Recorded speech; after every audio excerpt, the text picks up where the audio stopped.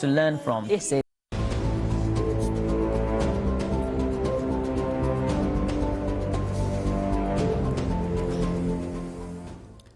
alaikum, welcome back to Lockdown Live here, exclusively on British Muslim TV, wherever you are watching this around the world. We hope you're safe, we hope you're at home and helping save lives. And as we heard just before the break from our guest, Dr. Qasim Ramzan, GP at the front line, these heroes, NHS heroes, are putting their lives on the line, and in many cases members of our community, of our faith community, are at the front line, and they are sacrificing their lives. They're shaheeds to this coronavirus, and they're doing that to help us contain this virus.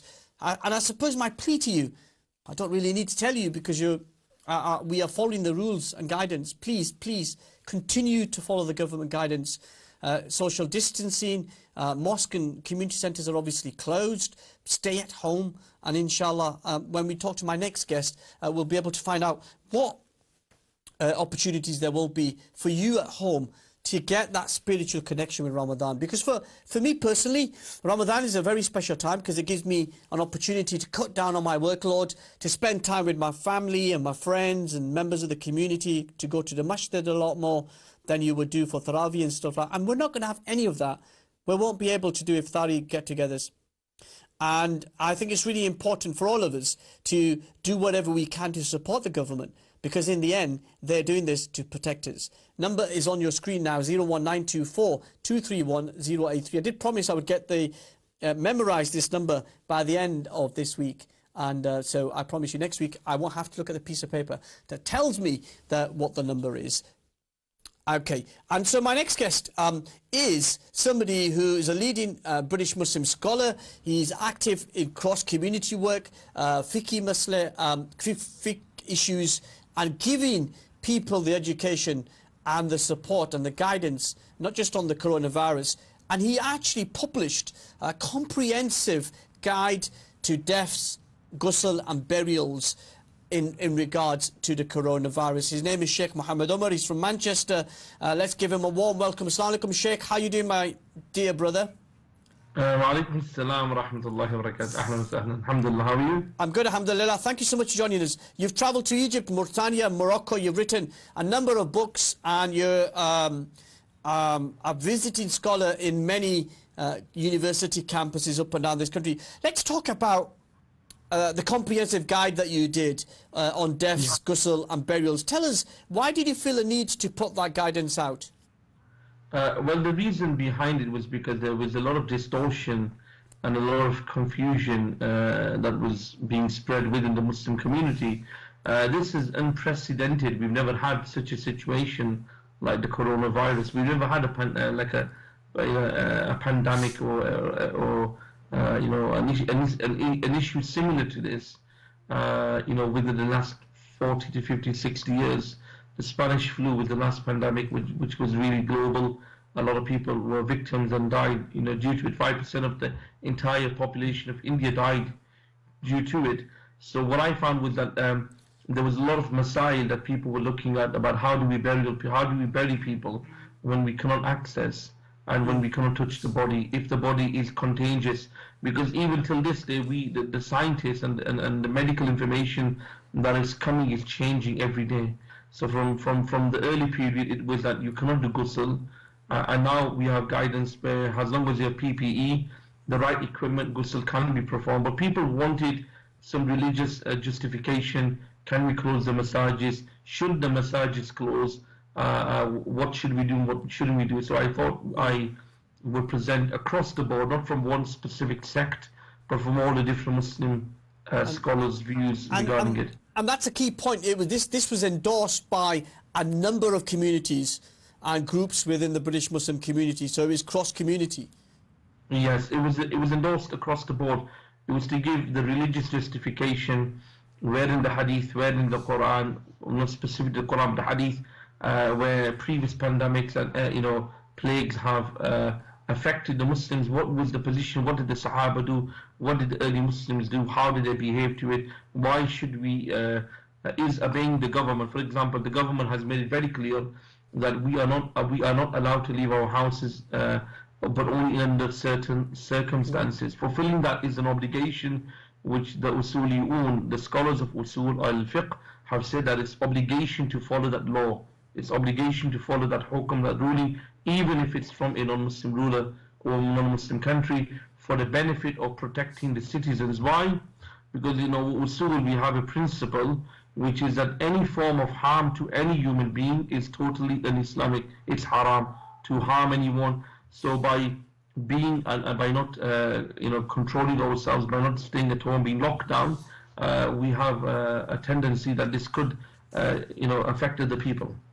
And I'm sorry for asking a really stupid question, but are all British Muslim mosques closed? At this moment, all the masajids are closed because the government ordered it.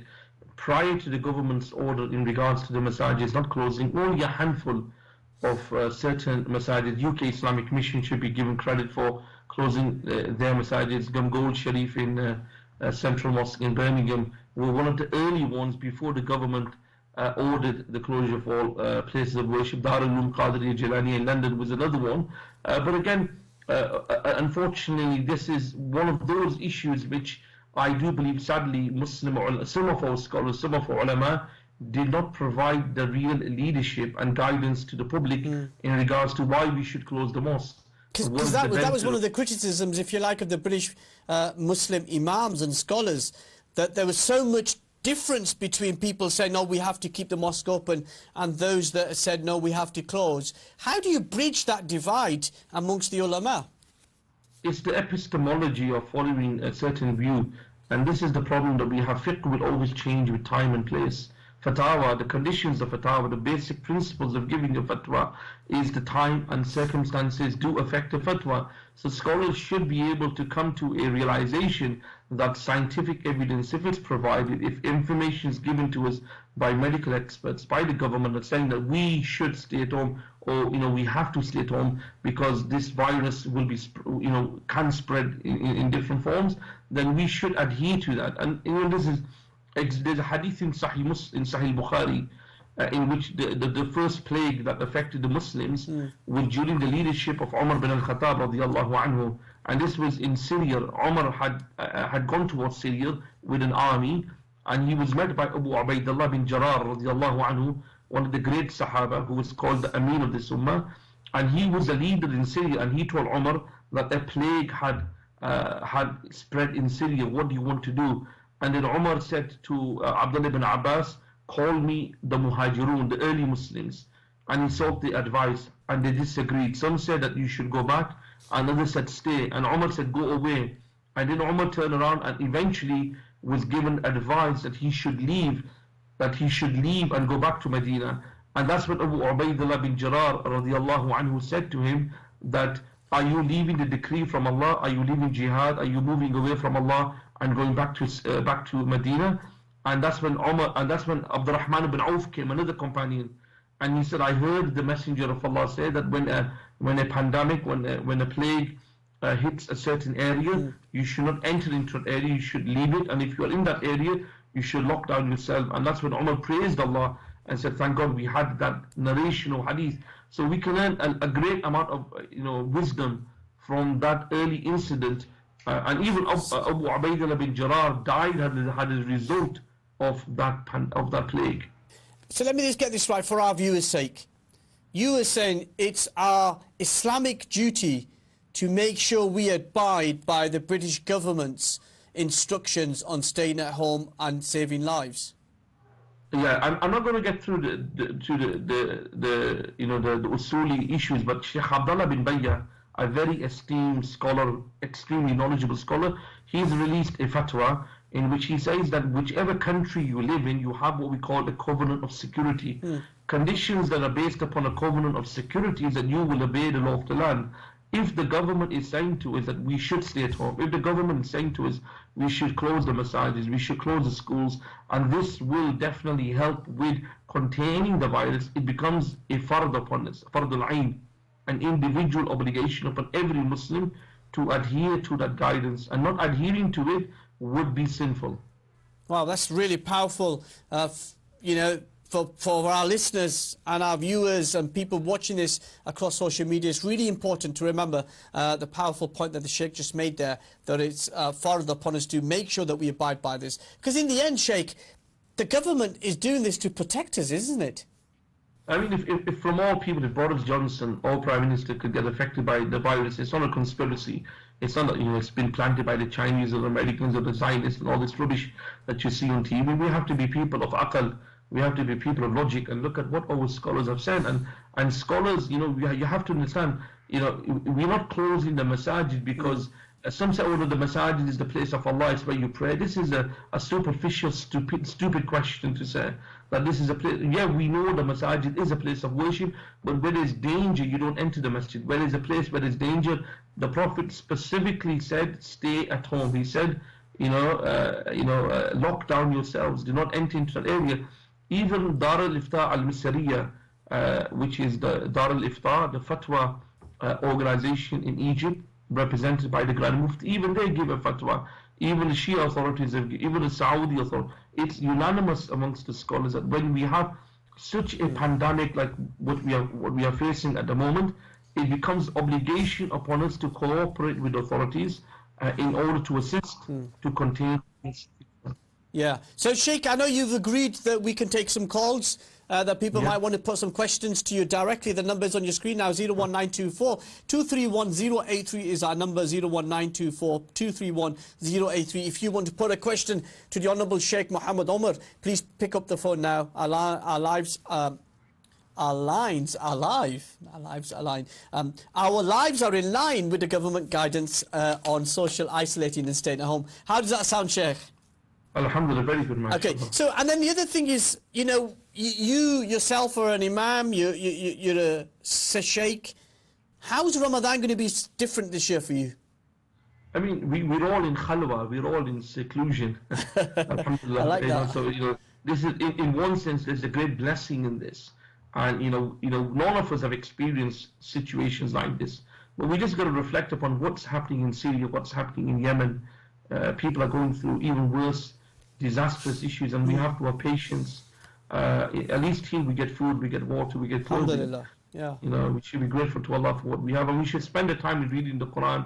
We should spend our time in increasing our knowledge, reading, spending time. It's a great opportunity. Even though you want to kill yourself, kill members of your family, being so close to them, it can become a crazy place. I never spend as much time with my family as I'm doing over these past few weeks, and I can certainly understand what you say there, but we're not advocating now we're killing anybody. No. You're speaking metaphorically about that. And just tell me, Sheikh, when you look out at the hatred that's directed towards mosques, the far-right narratives, the fact that so many British Muslims have been at the front line on the NHS sacrificing their lives.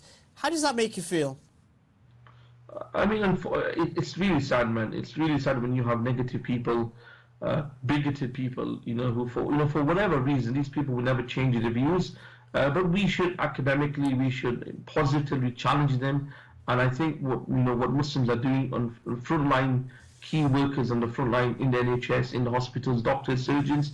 I mean, the first three senior surgeons that died due to the virus were all Muslims. Yeah. And they committed themselves to support humanity. This isn't an issue between Muslim and non-Muslim. It should be a human issue about coming together for decency for the people. Imam Ali alayhi salam said, either you are my brother in faith or my brother in humanity. Okay, let's go to the calls. As I said, we're live on 01924 231 083. Let's take our first call to you, Sheikh. Abdul, Assalamu alaikum, welcome to the program. Hello, Assalamu alaikum, Bismillahirrahmanirrahim. What would you like to say to the Sheikh or question? Well, one of the things is that I agree with the Sheikh totally. We live in this country. We have to obey all the rules of law. Yeah. The law is enacted by the government to protect the individual. I'm an international human rights lawyer. I'm also an Islamic scholar as well. MashaAllah. Zindagi de vich sab to vaddi cheez hai. Can you understand me? We can, but a lot of our viewers come from many different cultures, so please let's stick to English. Well, the thing is, I've lived in this country since 1956. We've always obeyed the rule of law, and this is important. The other thing is Islam teaches us, the Holy Prophet, bless him, he taught us we must follow the law of the land, whichever country we live in, whether we like it or whether we don't. We can't follow our own individual, what we call way of thinking. Assalamu alaikum. Wa alaikum salam. Thank you so much, Brother Abdullah. As I said, the lines, I keep getting this wrong, but the lines are open on 01924 231083. Sheikh, the real sense is that we as Muslims are going to have to change the way we do things. So no more iftari parties and get-togethers. No more Taraweeh at the moment, as anticipated. We should have an announcement tomorrow that the lockdown will be extended for at least 3 weeks, which will take us into the first week of Ramadan. So no more Taraweeh. How are you catering for the students that you work with? And what's your advice to imams and mosques around this country as how they should cater for the spiritual and religious needs of Muslims? Well, when the pandemic emerged, we had a meeting with Dar al-Ifta wal-Aqaid, which is a joint, which is across the board scholars from all different backgrounds, Sunni, Shia, Ikhwani, Deobandi, Wahhabi, whatever you want to call them, all different scholars. We met online. It was an online discussion we had, and we discussed about how we should provide guidance and what imams should do. One of the advice that we gave was that there should be virtual, what we call Jummah khutbah, that imams, wherever masajid there is, they should virtually broadcast, live broadcast on whichever social media, the khutbah, Jum'ah, the speech. Obviously the prayer, you won't pray, you will just pray dhuhr by yourself at home, but you should listen to the khutbah. So that's one advice that we give. Sorry, can I just ask this? So are you saying that people, that because the government advice is that mosque imams can go to the mosque and deliver online service, so is it possible for Taraweeh to be delivered in the same way via Facebook Live and other platforms? The predominant view amongst the Hanafis that this is not acceptable, it's not allowed at all. You have to physically be in the masjid. Some Shia scholars, and again this is disputed amongst them, have allowed it, a minority, and some others are debating it. But our advice to the Muslim generally is that you should pray your Taraweeh prayer at home. You should pray with your families. Make a habit of doing the adhan and doing jama'ah with your family, with your wife and your kids at home. Pray. Read the Quran together, has a community within your houses, and just seek Allah's forgiveness in during this month. And can I ask you another question? Because I'm really grateful that you've joined us tonight, because you asking these questions. Let me ask you one more question. Can you read 4 rakat, or should you be reading 2? Which is the preferred method when you're reading the Taraweeh? For Taraweeh generally, the view is that you should pray in 2 units. But if you want to pray 4, there's no prohibition. But it's preferable for people to pray in 2 units, and again you can read whatever verses of the Quran to make up the period. Well, Sheikh, I've really enjoyed having you. Thank you so much. I know our viewers will take great benefit. Allah bless you and continue to pray for the Ummah, Sheikh. Jazakallah khair. Thank you very much for having me today. Assalamu alaikum. Sheikh Muhammad Umar there, leading British Muslim scholar, talking about the role of mosque and imams as we head into Ramadan, and a really powerful point in the end, as actually you can't do Taraweeh in the mosque, but you could do it at home with your families and the children, have the azan and actually learn something